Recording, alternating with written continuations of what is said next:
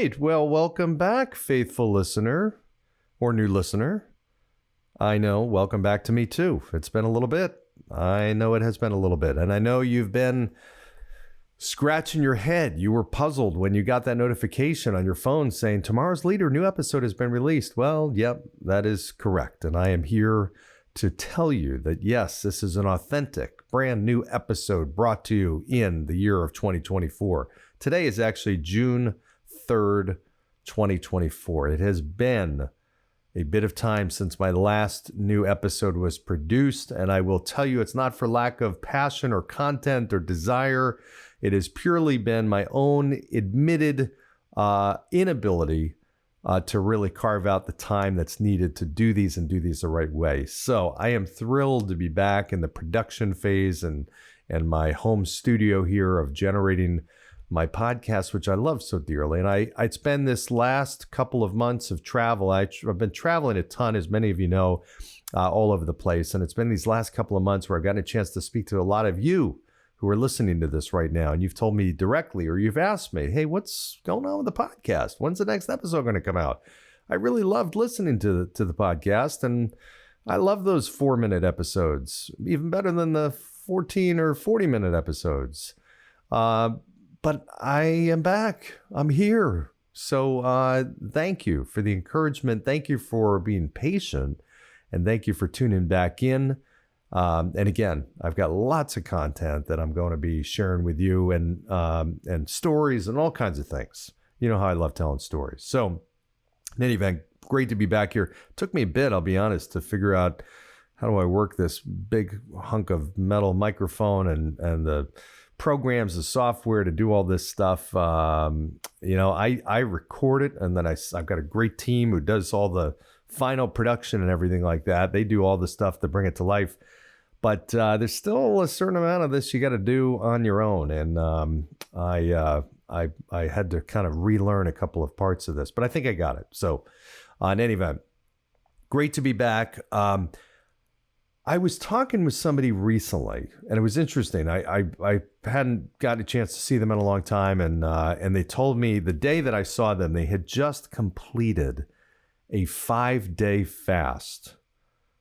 Now think about that for a minute. A 5-day fast. Now that means no food and very little liquids over a period of 5 days, or very specific intake of liquids over a period of 5 days. And I've never heard of that before, aside from somebody being stranded on a desert island somewhere or something else. I mean, why would somebody choose to do a 5-day fast? Well, this person was sharing with me that it was something, it was a challenge to himself. He wanted to kind of cleanse his system. I'm thinking, okay, well, I've heard of 1-day fast kind of do that. I don't know if 5 days, 5 times better. But it just blew my mind that somebody could not eat for 5 days. I have trouble. I don't know about you, but I have trouble going 5 hours without eating. I really try to make sure I don't eat before noon. And there are many days I am cooking my food or making my food at 11:55 because I need it at noon to have some kind of food in my mouth. That's how hungry I get. So for me, to think about going 5 days without food is just insurmountable.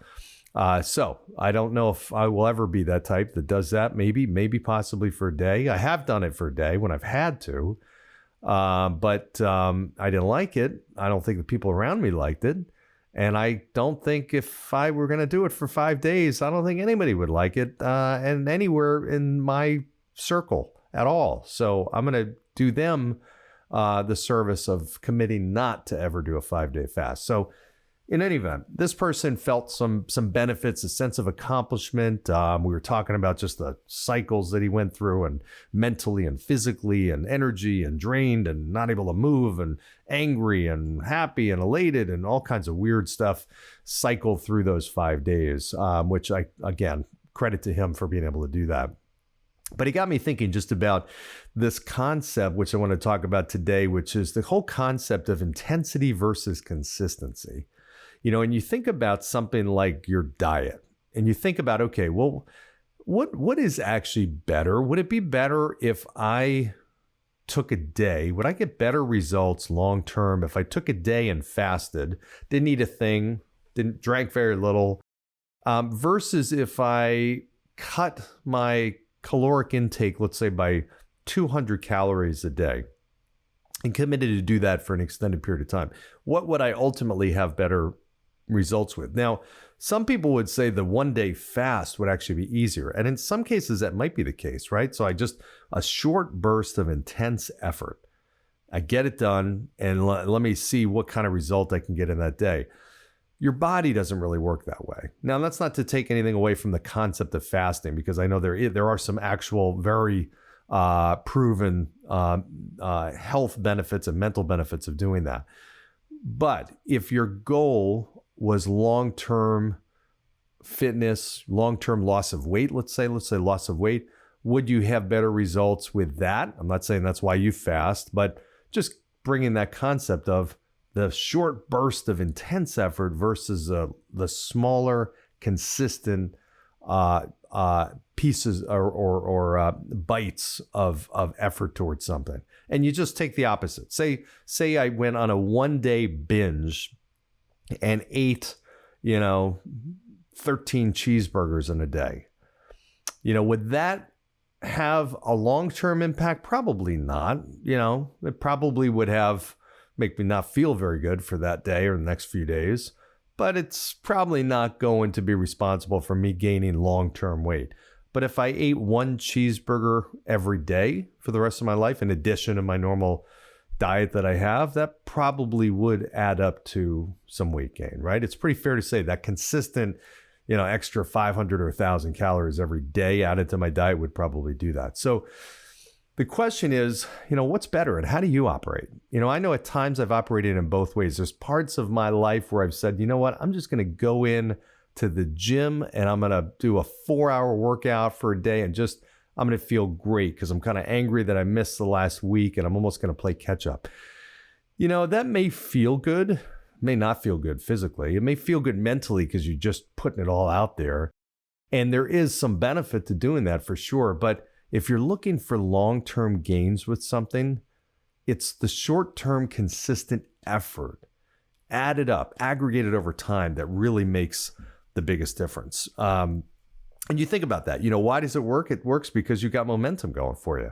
If I just diet, if I've got one really clean day of dieting and I eat well, and then the next day I don't, and then the next day I do, and then the next day I don't, the next day I do. If I went back and forth like that for 2 months, would I be better off that way? Or if I took 30 days consistently, one at a time, and 30 days in a row of eating well? I'd be much better off 30 days in a row of eating well versus 60 days on and off every other day. It's the same number of days eating well, but the consistency builds momentum, right? So the consistency is what builds the momentum. And that's the difference. When I see and talk to really successful people, they have very specific habits that they've ingrained that they may not even realize that they do. They just have a habit of listening to the news every day and being educated. They have a habit of meditating every day. They have a habit of organizing their day. They have a habit of organizing their life, their home, whatever it is that leads them to be in a better mental state or sharper or more productive, whatever it is, or more physically fit. They just have certain habits that ultimately help them do that. So as a leader of yourself in your life, as a leader of an organization you might lead, think about what types of consistent efforts and consistent habits and consistent rituals that you embark on every single day. What is it in your life that you are very consistent at?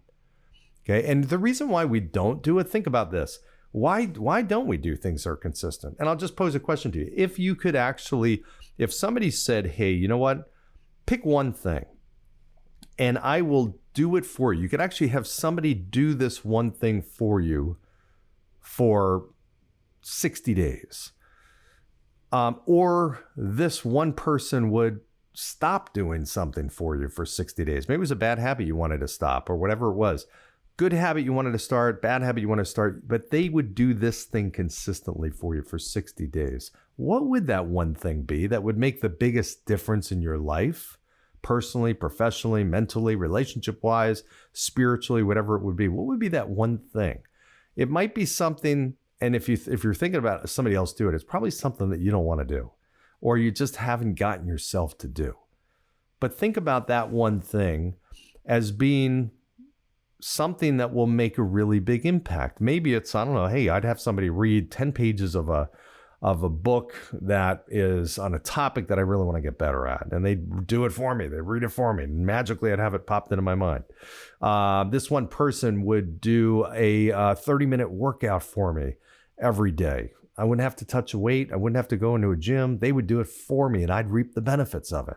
Or this one person would be in charge of me not smoking or not drinking or whatever it is. Or they'd get sleep for me. They'd sleep for me. Wouldn't that be cool?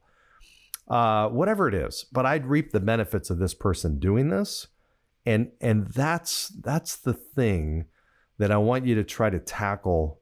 And I'm going to throw a challenge out to you at the end of this episode here. But think about it. Why don't we start doing that thing? Why don't we do it? Why don't we actually do it?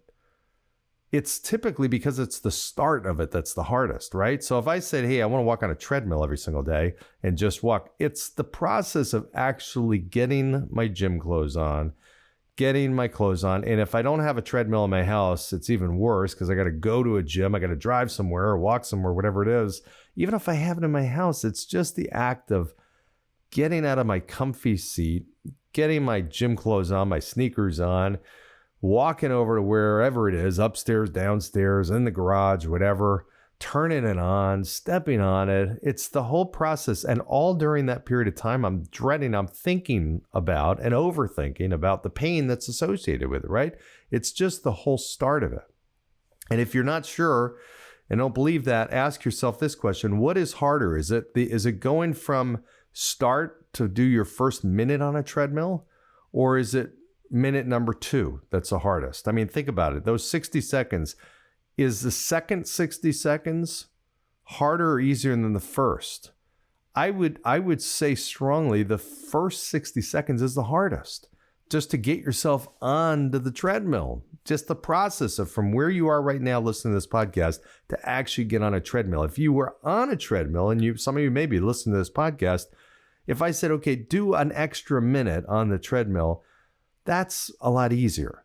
That's a lot easier, right? Because you're already doing the task. So part of this is you've got to simplify to minimize it. And I like to play games like that and just say, listen, if I'm going to read, I'm just going to read a page. That's it. I'm not going to commit to doing 10 pages. 10 pages is too much. Let me just read a page, because chances are I'm going to keep going. I'm going to just, once I get into the task and I do it, I do a journal every day. Sometimes I literally do one sentence in the journal, because that's what I've committed to. If I'm going to do the journal, I'm going to put something in there. Sometimes it's a few words. Most of the time I keep going, right? I'm going to actually keep going. I do my meditation. I commit to doing the Calm app, which is a 7-minute meditation. Sometimes I do longer than that, but that's a lot more bite-size and lower barrier of entry for me than to commit to doing 30 minutes. I can't do that, right? Or at least that's too hard in my mind. Start small. So here's my challenge to you. My challenge to you is to pick something over the next 30 days. I don't care what it is. I don't care how big or small you think it is, how impactful you think it is. Pick one thing and just commit to doing it every single day for the next 30 days and see what happens. Maybe it's reaching out to a friend that you haven't touched base with every single day for the next 30 days. If you got 30 people in your life that you haven't talked to. Maybe it is saying hello to a new person, that just introducing yourself when you're out for every day for the next 30 days. Maybe it's journaling. Maybe it's doing a minute on the treadmill. Maybe it's doing a podcast. Maybe it's writing something, creating something. Maybe it's watching the news. Maybe it's drinking a certain amount of water. Maybe it's not eating or eating something. Whatever it is, commit to doing that one thing for the next 30 days and just see what happens. Those of you who are in business, there's lots of key activities in your business. I know it. I don't care what kind of business you're in. I don't care if you're a dentist, if you're a financial advisor, if you're a pilot, whatever. There's something that you can commit to doing that will make you better and generate better results or take you to a higher level of expertise in your business. Pick that one thing and commit to doing it. Again, I don't care if it's 2 minutes. Small bite size, commit to doing it for 30 minutes and see what happens. All right. That's the message today in a relatively short, it's not a 4-minute episode, 15, 16-minute episode. Again, it's great to be back here with you. I love this. This is my sweet spot. I feel like, okay, I'm back. A nice comfy chair, my microphone, my setup here. It feels like I'm back at home. So my promise to you is over the next 30 days, I will podcast. I will do podcasting every day for the next 30 days. Now, I have travel in that period of time. Doesn't mean I'm going to produce in front of the microphone every day, but I will write, I will create, I will do some sort of podcasting over the next 30 days. And that will be published over time. And I'd love to get your feedback on that. So stay tuned for more episodes. They will be coming. As always, thank you for tuning in. Share this, give me feedback. Please rate this episode, rate the podcast. That does so much to get this out. We're already in 90-something countries. I'd love to see this be propelled to more people, and your help certainly will do that. So hope you enjoyed today. Look forward to seeing you next time. Thank you. Bye.